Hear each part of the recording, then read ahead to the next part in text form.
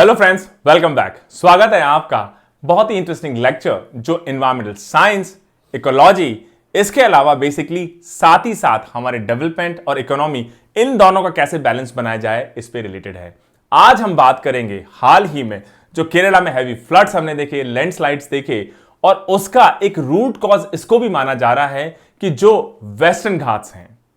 इनके ऊपर जो नेगेटिव इंपैक्ट हो रहा है इकोलॉजी के ऊपर, वो एक बहुत बड़ा कंट्रीब्यूटिंग फैक्टर हो सकता है उस पूरे एरिया में ये एक्सट्रीम क्लाइमेट एनवायरनमेंट को क्रिएट करने में। इसके बारे में आज हम ये भी बात करेंगे कि कौन कौन से इंपॉर्टेंट इनिशिएटिव्स रहे, कौन कौन सी इंपॉर्टेंट रिपोर्ट्स रही, और आप हो सकता है इस इंफॉर्मेशन को आपके प्री के लिए, साथ ही साथ आपके मेंस की आंसर राइटिंग के लिए, एथिक्स के लिए, आपके ऐसे के लिए, आपके इंटरव्यू के लिए बहुत यूजफुल तरीके से यूज कर सकते हैं। सबसे पहले ये टॉपिक न्यूज में क्यों बना रहा, हाल ही में हमने जो फ्लैश फ्लड्स देखे, साथ ही साथ बैक टू बैक लैंडस्लाइड्स देखी केरला में, वो फिर से हमें एक बार सोचने को मजबूर कर देते हैं कि जो हमारा फ्रेजाइल सेंसिटिव इकोसिस्टम है, जो हमारी माउंटेन चेन है, वेस्टर्न कोस्ट के पैरेलल रन करती है, जिसको वेस्टर्न घाट कहा जाता है, हमारे कई ह्यूमन इंड्यूस्ड इंटरवेंशंस की वजह से जो ये फ्रेजाइल इकोसिस्टम कहीं डिस्ट्रॉय होता हुआ तो नहीं दिखाई दे रहा है। कहीं इसी का इंपैक्ट तो नहीं है कि हमको लगातार flash floods, landslides, avalanches etcetera की जो फ्रीक्वेंसी बढ़ती हुई दिखाई दे रही है सारे डिस्ट्रिक्ट्स और स्टेट्स में, जो कि वेस्टर्न घाट जिनको कट अक्रॉस करता है, उन सभी में। थोड़ा सा बैकग्राउंड समझ लिया जाए। जो वेस्टर्न घाट इकोलॉजी एक्सपर्ट पैनल, जिसको WGEP भी कहा जाता है, उन्होंने अपनी एक रिपोर्ट सबमिट की 2011 में, और इस western Ghats ecology expert panel के चेयरमैन कौन रहे होंगे? माधव गाडगिल। और इस वजह से इस रिपोर्ट को गाडगिल रिपोर्ट भी कहा जाता है। और उन्होंने बहुत अच्छे से कालिदास जी का एक एग्जाम्पल देके बताया कि किस तरीके से ह्यूमन एक्टिविटीज की वजह से, हमारी डेवलपमेंट एक्टिविटीज की वजह से, अनप्लान डेवलपमेंट की वजह से, या इकोलॉजिकल डिग्रेडेशन की वजह से जो वेस्टर्न घाट हैं किस तरीके से सफर कर रहे हैं। और इस ट्रेजेडी की वजह से उन्होंने यह भी कहा कि जो साउथ इंडिया के इकोलॉजी और इकोनॉमी, जिसकी बैकबोन है वेस्टर्न घाट, अगर इसको हमने प्रिजर्व नहीं किया, इस डैमेज को रोका नहीं, इस डिग्रेडेशन को हमने बैलेंस आउट नहीं किया, तो हो सकता है फ्यूचर हमारे लिए बहुत डार्क वार्निंग्स लेके आए। 2011 में गाडगिल रिपोर्ट सबमिट हुई, जिसका टेक्निकल नेम है Western Ghats ecology expert panel WGEP। और एक डिकेड के बाद 2021, which is where we are today, तो जो मिस्टर गाडगिल ने उस वक्त जो वार्निंग्स दी थी, आज हमको वो सच होती हुई दिखाई दे रही हैं। अगर हम केरला के रिसेंट फ्लड्स की बात कर लें या लैंडस्लाइड्स की बात कर लें, तो 40 से भी ज्यादा लाइव्स इस मॉनसून सीजन में जाती हुई दिखाई दी हैं। हिली रीजन्स में हैवी रेन्स हैं। वेस्टर्न घाट्स बेसिकली अगर आप देखें, सेंट्रल केरला डिस्ट्रिक्ट के कोट्यम है, इडुक्की है, या फिर बेसिकली पठानमिट्ठा है, इनमें अक्टूबर 12 और अक्टूबर 20 के बीच में 50 से भी या 50 से भी ज्यादा लोग अपनी जान गंवा चुके हैं। अगर पिछले कुछ साल का आप ट्रैक रिकॉर्ड देख लीजिए, तो केरला में, जो कि बहुत बेसिकली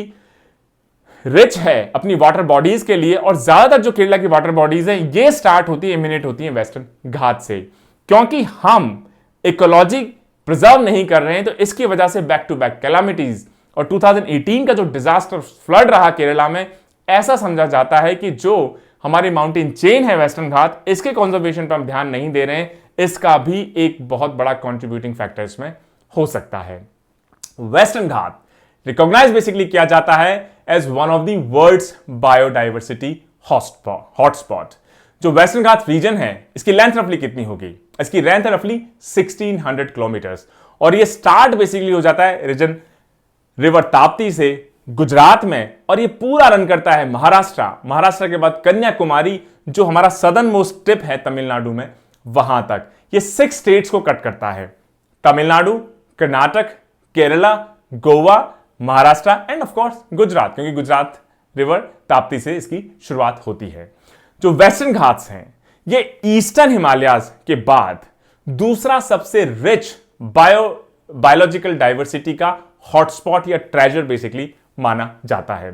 वेस्टर्न घाट्स में 39 डिफरेंट सीरियल साइट्स हैं, जिनको यूनेस्को की वर्ल्ड हेरिटेज साइट लिस्ट 2012 में बेसिकली इंस्क्राइब किया गया है। और क्यों इंस्क्राइब किया गया है? क्योंकि वेस्टर्न घाट में जो 39 सीरियल साइट्स हैं, इनकी universal value and for representing significant ongoing ecological and biological processes in the evolution and development of terrestrial freshwater, coastal, marine ecosystems and communities of plants and basically animals. इनको इसलिए भी recognise किया जाता है कि जो नेचुरल हैबिटेट्स हैं, साथ ही साथ इन सिटू कंजर्वेशन है बायोलॉजिकल डाइवर्सिटीज का, ये वेस्टर्न घाट में जो हमको दिखाई देता है, ये वर्ल्ड लेवल, यूनिवर्सल लेवल पे अनपैरेलल दिखाई देता है। अब बात हो जाए कि कई रिपोर्ट्स ने वेस्टर्न घाट्स के बहुत सारे एरियाज को सेंसिटिव एरियाज के रूप में कैटेगराइज किया है, क्योंकि Western Ghats is a home to hundreds of globally threatened flora, fauna, bird, amphibian, reptile, fish species. तो इस वजह से IUCN, international union for conservation of nature, ने 2020 में क्लियरली कहा कि वेस्टर्न घाट्स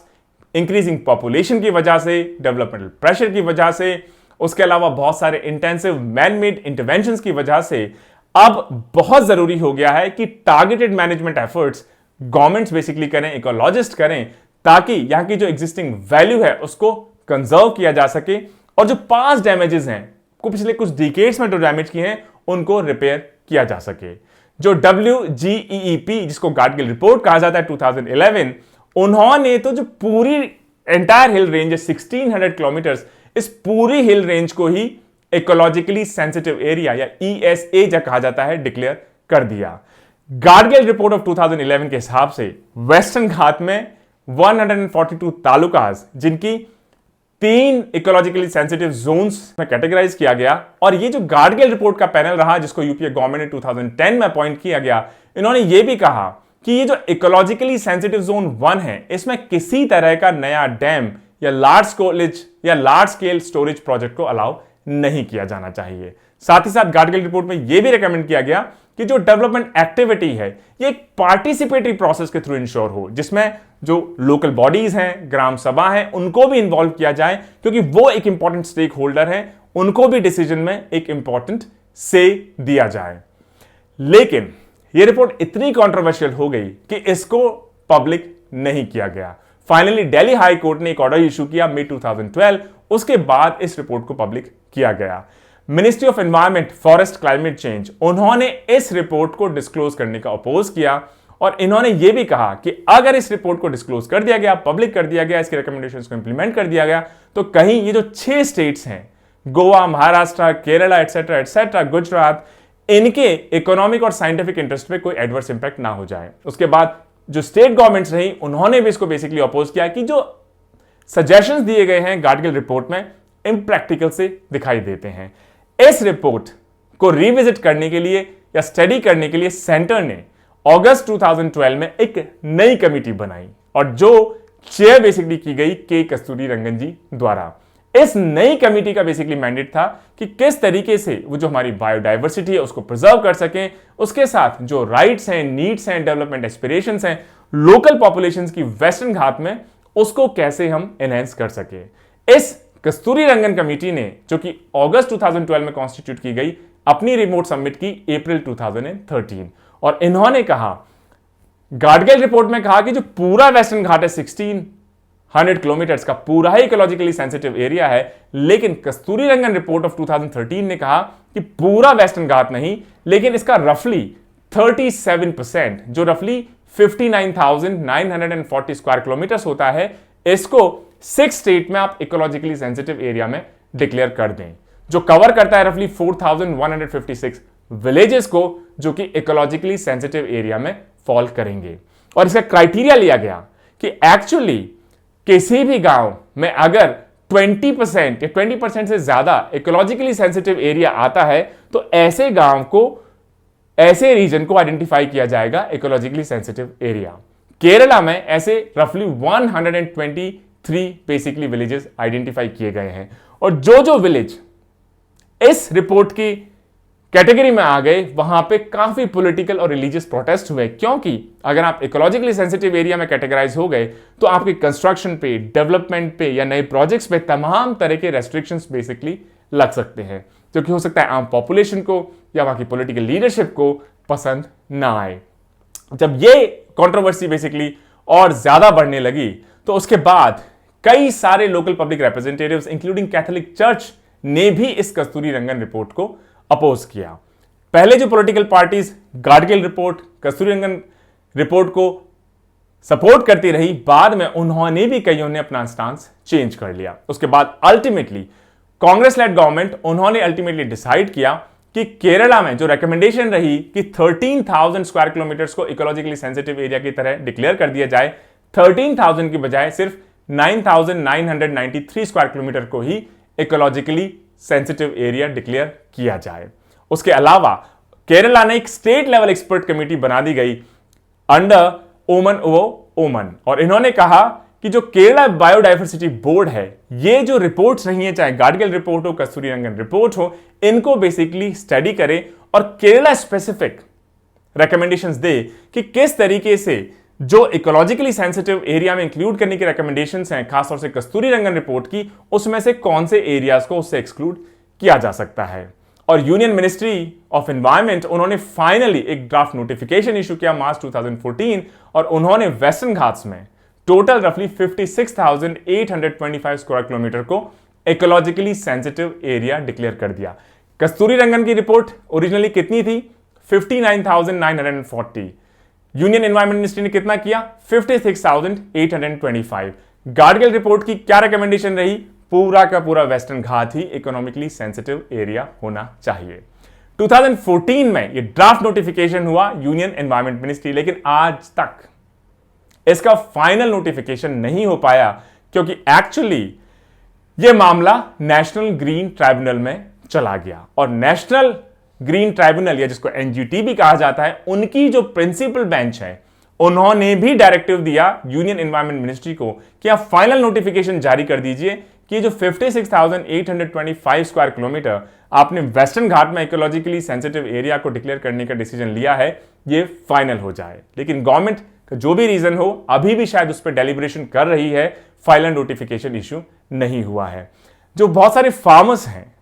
जो इन गांवों में या इकोलॉजिकली सेंसिटिव एरियाज में फॉल करेंगे, उन्होंने सुप्रीम कोर्ट को बेसिकली अप्रोच किया है और उन्होंने कहा कि जो सेंटर का ड्राफ्ट नोटिफिकेशन है 2014 का, ये अनकॉन्स्टिट्यूशनल है। उन्होंने ये भी कहा कि चाहे कस्तूरी रंगन रिपोर्ट हो या गाडगिल रिपोर्ट हो, लैंड यूज पर, फार्मिंग प्रैक्टिसेस पे, एनिमल हस्बेंड्री पे, फॉरेस्ट्री पे, इंडस्ट्रीज पे, इंफ्रास्ट्रक्चर डेवलपमेंट पे, पावर जनरेशन पर, ट्रांसपोर्ट पर, टूरिज्म पे, ये बेसिकली हो सकता है कि बहुत सारे जो सेमी अर्बन टाइप के अब विलेजेस बन चुके हैं वेस्टर्न घाट के आसपास या इन इकोलॉजिकली सेंसिटिव एरियाज में, अगर इनको आप ESA ecologically sensitive area declare कर देंगे, तो यहां पे क्योंकि नए कंस्ट्रक्शन पे बैन हो जाएगा, तो ये गांव आगे डेवलप नहीं हो पाएंगे। और ऐसा भी हो सकता है कि जो सेमी अर्बन बेसिकली रूप ये ऑलरेडी ले चुके हैं, इकोनॉमिकली सेंसिटिव एरिया की वजह से जो बैन लग जाएगा कंस्ट्रक्शन और डेवलपमेंट एक्टिविटीज पे, उसकी वजह से ये गांव फिर से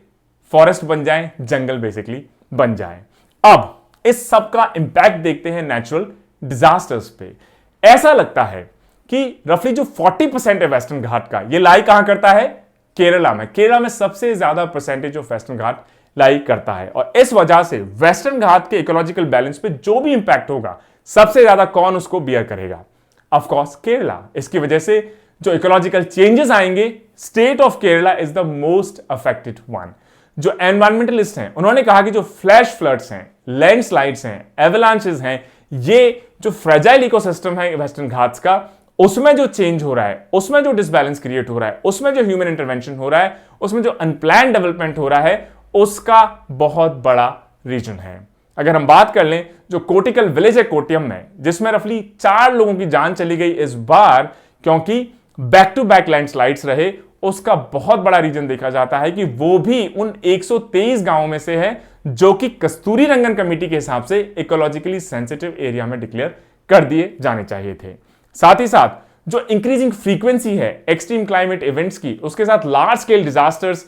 जिसकी वजह से पहले से जो हमारे वनरेबल डिस्ट्रिक्ट्स हैं और ज्यादा डिस्टेबलाइज होते जा रहे हैं वेस्टर्न घाट के अलोंग, उनमें भी लगातार तेजी देखी जा रही है। वर्ल्ड मेट्रोलॉजिकल ऑर्गेनाइजेशन WMO, उन्होंने अगस्त 2018 में जो मेजर फ्लड आया, उसको भी वर्ल्ड के जो 5 मेजर एक्सट्रीम फ्लडिंग इवेंट्स देखे गए 2015 और 19 के बीच में, उसमें इंक्लूड किया है। तो आप समझ सकते हैं कि वेस्टर्न घाट्स और खासतौर से इसका इंपैक्ट केरला पे, खासतौर से इकोलॉजी को डिस्टर्ब करने का कितना बेसिकली मेजर इंपैक्ट हो सकता है लोगों की लाइवलीहुड पे, लोगों की basically man and material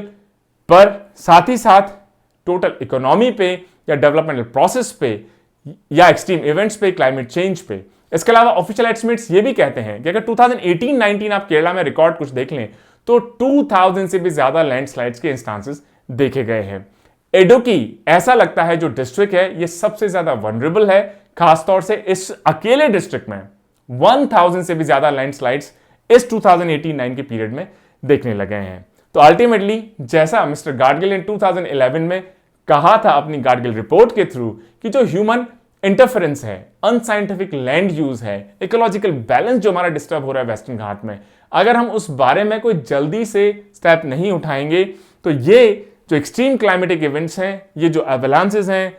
flash floods हैं,